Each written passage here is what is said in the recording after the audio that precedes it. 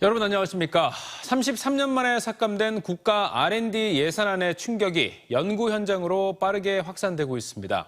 당장 정부 예산안에 맞춰 내년도 연구 계획을 수립 중인 출연 연구기관 내부에선 당장 어떤 연구가 중단되는 건지 알 수 없어 불안해하고 있습니다. 특히 국가과학기술의 미래인 카이스트 등 대학에서도 연구할 곳을 잃게 될까 우려하는 목소리가 커지고 있습니다. 김철진 기자입니다. 국가 R&D 예산 삭감 충격이 일선 연구 현장으로 퍼져나가고 있습니다. 25개 정부 출연 연구기관들의 내년도 주요 사업비 예산이 많게는 28% 넘게 삭감된 정부안이 나온 상황. 각 연구원들이 정부 예산안에 맞춰 내년도 사업 계획을 세워가는 시점에 갑작스레 연구 규모를 4분의 1 넘게 줄여야 하다 보니 고심이 깊습니다. 내부에선 살아남으려면 전기요금 아끼고 재료비도 아껴 성공할 실험만 해야 하는 것 아니냐는 볼멘 소리가 나옵니다. 예산 삭감 과정에서 삭감 총액만 먼저 결정되다 보니 일선 현장에선 어떤 사업이 어떤 과제가 중단되는지 알 수 없어 더욱더 혼란스러운 상황입니다. 당장 비용을 줄이기 위해 인건비 감축 목소리부터 나오다 보니 정규직을 제외한 학생 연구원 등 외부 인력을 줄일 수밖에 없습니다. 정상적인 연구가 될 수 없다는 우려가 커지는 이유입니다. 학생 연구원들은 당연히 이 연구의 기회를 잃게 되는 이 상황이 발생을 할 것이고요. 그리고 협업 연구를 통해서 결국 연구의 시너지가 이제 만들어져야 하는데 이 부분이 결국엔 이제 문제가 생길 것이기 때문에 R&D 예산 삭감의 충격은 대학으로도 확산하고 있습니다. 카이스트의 경우 R&D 예산인 주요 사업비가 12% 넘게 감소하며 위축된 상황인데 특히 대학원생들의 경우 인근 출연연 연구과제의 외부 연구원으로 함께 참여하는 경우가 많아 예산 축소가 더 큰 충격일 수밖에 없습니다. 대학원생들이 앞으로 자신의 연구를 원활하게 수행하지 못할 것이다 라는 예측이 있고요. 이렇게 계속 처우가 열악해지다 보면은 학생들 입장에서는 이공계를 계속 이탈하게 되는 그런 현상이 가속화될 것이라고 생각합니다. R&D 효율화란 명목으로 실시되는 예산 감축이 이공계 기피 현상을 가속화시켜 국가 경쟁력 약화로 이어질 수 있다는 우려까지도 제기됩니다. TJB 김철진입니다.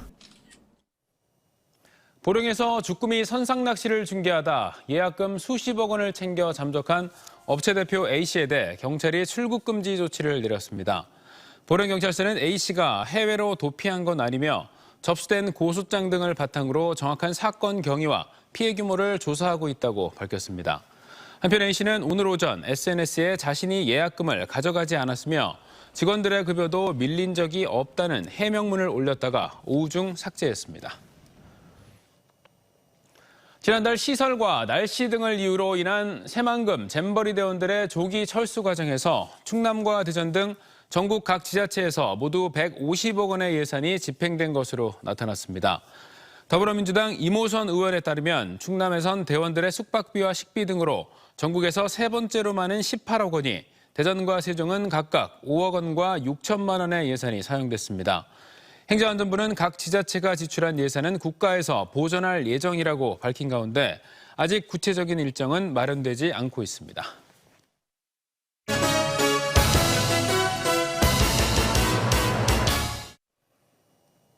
시민들의 세금으로 운영되는 민간 위탁의 문제점과 과제를 짚어보는 기획보도 순서입니다. 어제 대전시가 민간 위탁한 대전시 노인복지관의 관장 공백이 10개월 넘게 이어지면서 어르신들이 큰 불편을 겪고 있다는 소식 전해드렸는데요. 철저한 지도 감독은 물론 사업자 선정 과정에서 투명성을 높여야 한다는 목소리가 높습니다. 조혜영 기자입니다. 10개월 넘게 관장 공석 사태가 빚어지고 있는 대전시 노인복지관. 지난해 보건복지부 사회복지시설 평가 결과 C등급을 받았습니다. 평가 영역별 등급을 보면 지역사회 관계는 C등급, 프로그램 서비스는 F등급으로 낙제점입니다. 이런 상황에서도 대전시는 재계약 시기인 지난해 10월 다시 대한노인회 대전연합회에 위탁을 맡겼습니다. 2006년부터 재계약을 거듭하며 2027년까지 사실상 독점 위탁을 받은 셈입니다. 대전시 조례에 따르면 대전시가 수탁기관에 대해 철저히 지휘 감독을 해야 하지만 적절한 관리를 하고 있는지 의문입니다. 명백하게 조례상에도 대전시의 지도감독의 의무 그리고 권리가 명시되어 있습니다. 그렇기 때문에 절차상 오류에 대한 문제는 대전시가 철저하게 지도감독하고 시정 요구를 해야 되는 상황이라고 봅니다. 수탁기관에 대한 성과평가는 중요한 지표로 작용해야 하지만 형식에 불과하다는 지적도 제기됩니다. 대전시는 지난해 대전인권센터의 민간 위탁을 한국정직운동본부에 맡겼습니다.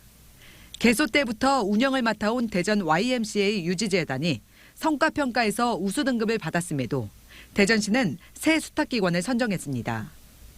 공고 바로 직전 법인 승인을 받은 기관에 위탁을 맡기는 의문스러운 과정에 지역 시민단체와 시의회는 위탁 과정 정보 공개를 촉구했지만 대전시는 모든 자료를 비공개했습니다. 대전의 인권 문제를 다룰 만한 그런 수탁기관이 선정된 거냐, 이 문제에 대해서 그 지역에서 논란이 많이 있었고, 이 선정 과정이나 이걸 알기 위해서 자료 요구를 했는데, 그때 철저하게 자료를 줄 수 없다는 거예요. 민간 위탁의 투명성 보장을 위해 서울 강서구와 울산 남구 등 여러 자치단체가 평가위원회와 회의록 등을 공개하고 있지만 대전시는 거꾸로 가는 모양새입니다. 시민의 세금으로 운영되는 민간 위탁은 그 피해도 고스란히 시민들의 몫이기에 대전시가 철저하게 책임감을 갖고 지도 감독해야 하는 영역입니다. TJB 조혜원입니다. 정부의 물가안정대책 후속 조치로 한국수자원공사가 내부 투자계획 점검과 생산 원가 절감을 통해 수도요금을 동결하기로 했습니다. 수자원공사는 최근 전기료 인상 등 생산비 상승으로 수돗물 생산 원가가 연간 370억 원 상승할 것으로 예상됐지만 생산 원가 165억 원 절감 등을 통해 앞으로 2년간 수도요금을 동결한다고 밝혔습니다. 이에 따라 광역 상수도의 경우 지자체와 일반 기업 등에 공급되는 만큼 지자체의 수도요금 인상 완화에 기여할 것으로 전망됩니다. 대전시는 시청 중회의실에서 공공정보화 사업 분야 IT 서비스 전문기업과 석유화학 플랜트 전문업체 등 국내 우량기업 5곳과 투자와 일자리 창출을 위한 업무 협약을 체결했습니다.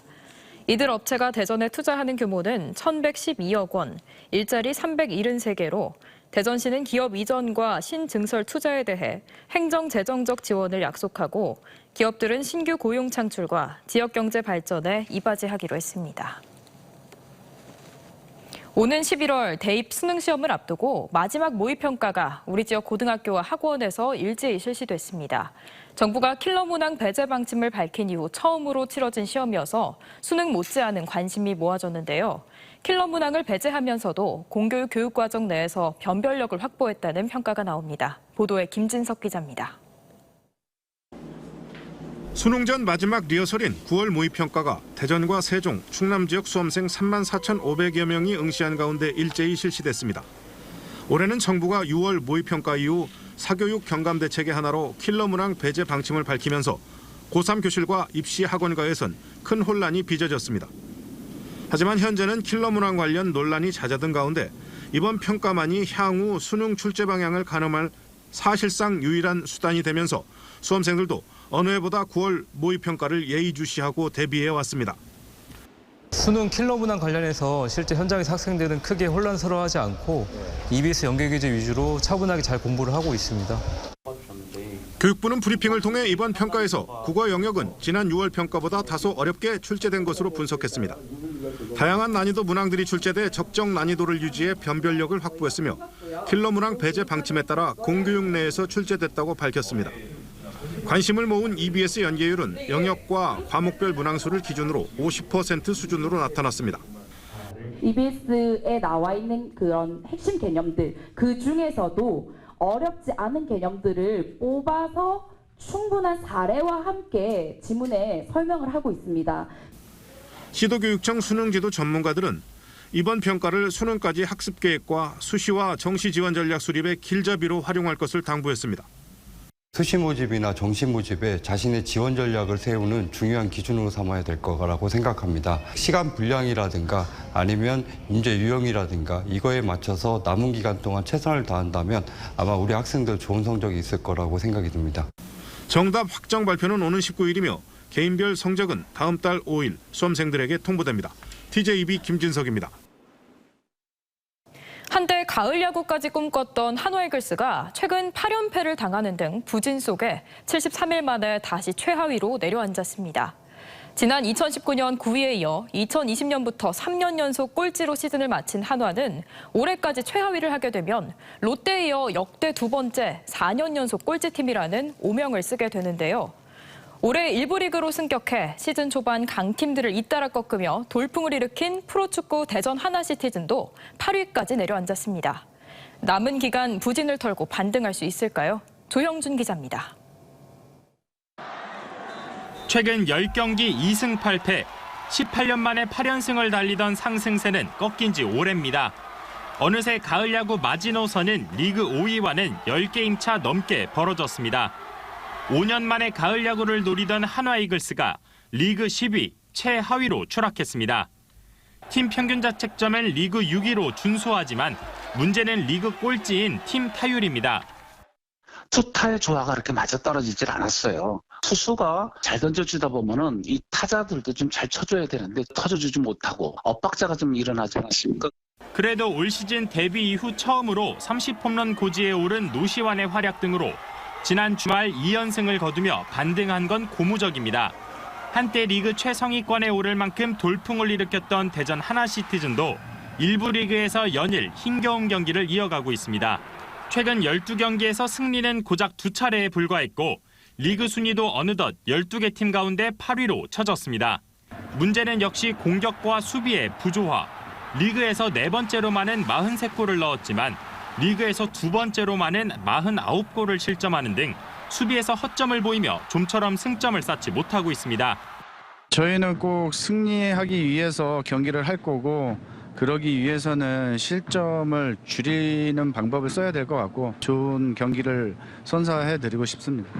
이번 시즌 대전과 함께 승격한 광주가 짠물 수비를 앞세워 3위까지 치고 올라가는 걸 지켜보며 아쉬움은 더할 수밖에 없습니다.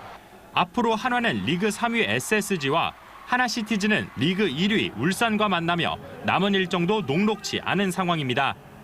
다음 달이면 야구와 축구 모두 올 시즌을 마무리 짓게 됩니다. 남은 기간 동안 부진을 털고 반등할 수 있을지 팬들의 관심이 모입니다. TJB 조형준입니다.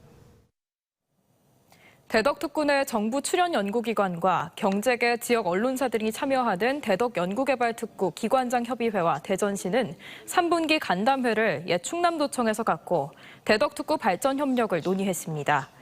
이 자리에서 대전시는 지난달 열린 대전 원도심 축제가 110만 명이 찾아 93년 대전 엑스포 이후 최대 방문객을 기록했다며 다음 달 20일부터 열리는 대전 사이언스 페스티벌은 대전의 전략산업과 연계한 신도심의 산업형 과학축제가 될 수 있도록 협력하자고 제안했습니다.